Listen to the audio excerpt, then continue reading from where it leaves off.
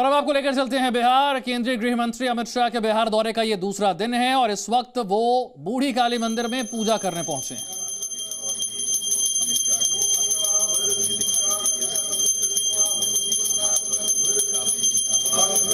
केंद्रीय गृह मंत्री अमित शाह का ये सीमांचल दौरा, बिहार के 2 दिन के दौरे पर इस वक्त गृह मंत्री अमित शाह हैं।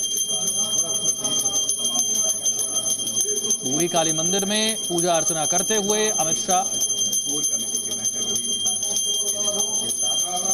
जेडीयू से गठबंधन टूटने के बाद अमित शाह का ये पहला बिहार दौरा है।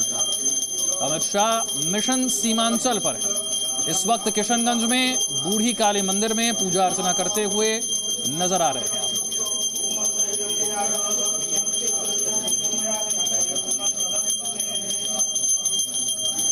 बीजेपी के नेताओं के साथ, कार्यकर्ताओं के साथ बैठक कर रहे हैं। पीएमईजीपी योजना के तहत 10 लाख लोन लेकर क्या अपना खुद का बिजनेस शुरू करना चाहते हो? इसे लेने के सीक्रेट्स को जानना चाहते हो? तो फ्रीडम ऐप को अभी डाउनलोड कीजिए।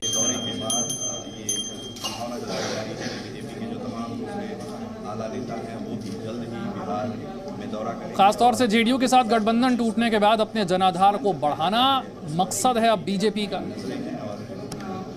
इससे पहले नीतीश कुमार के साथ मिलकर बीजेपी सरकार चला रही थी।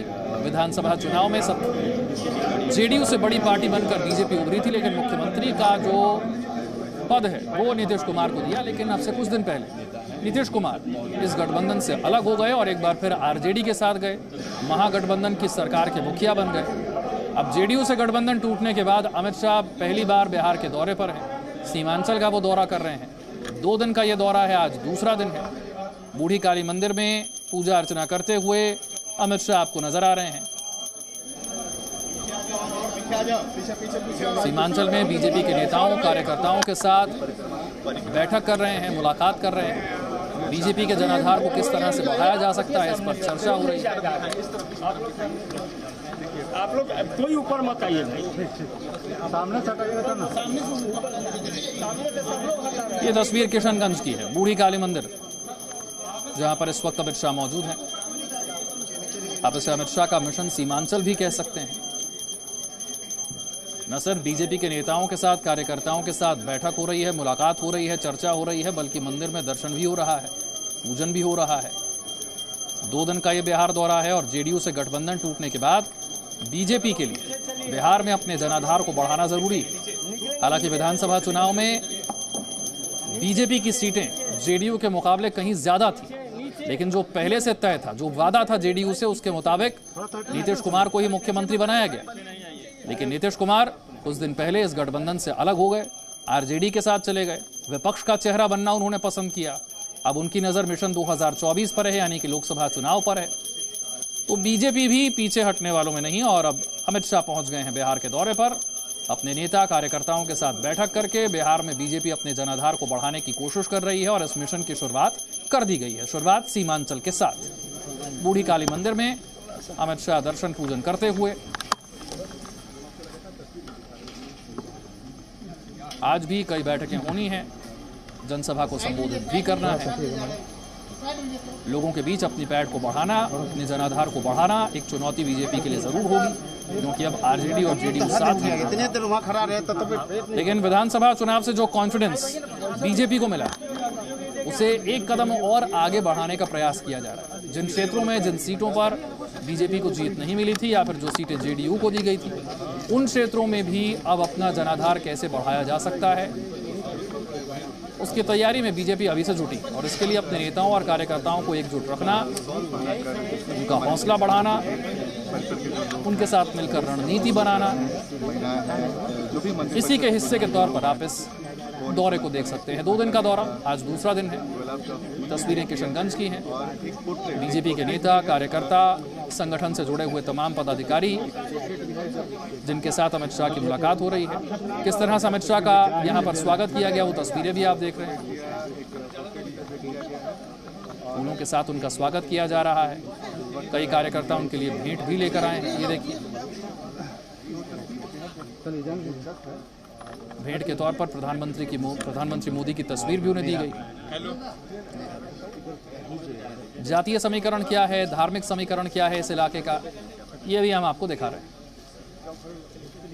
इसे लेकर कांग्रेस की तरफ से क्या कहा गया, ये भी सुनते हैं।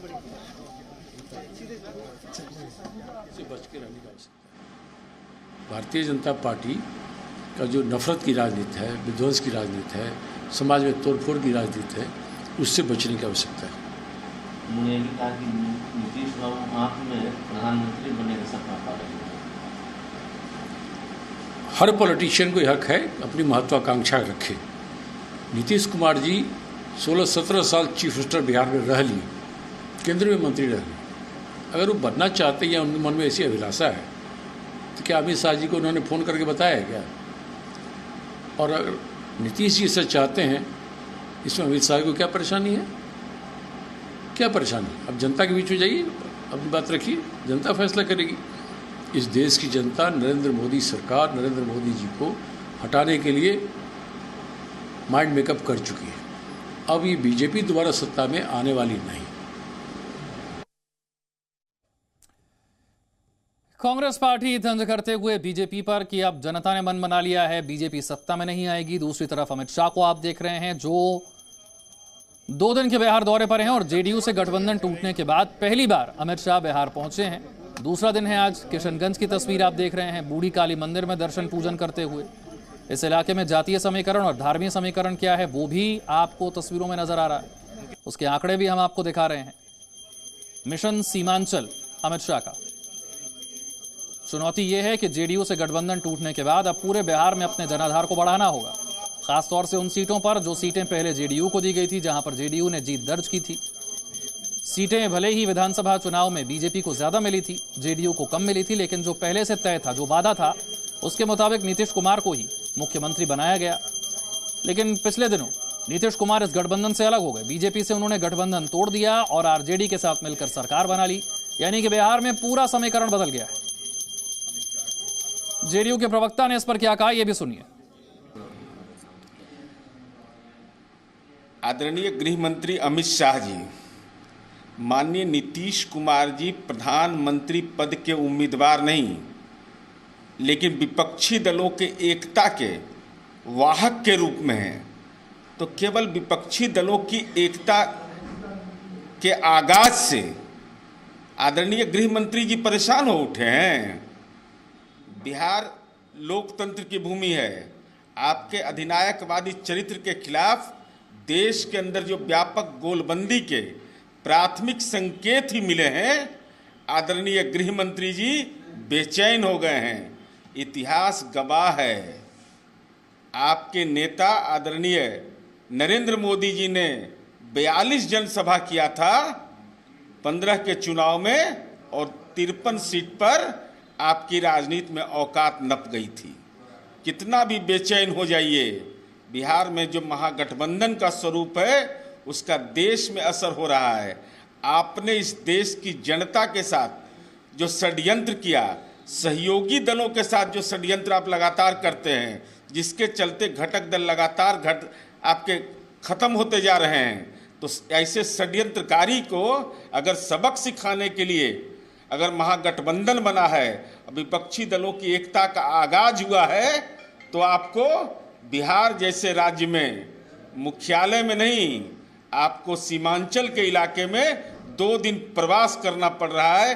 ये है नीतीश कुमार जी की कार्यशैली का नतीजा। पीएमईजीपी योजना के तहत 10 लाख लोन लेकर क्या अपना खुद का बिजनेस शुरू करना चाहते हो? इसे लेने के सीक्रेट्स को जानना चाहते हो? तो फ्रीडम ऐप को अभी डाउनलोड कीजिए।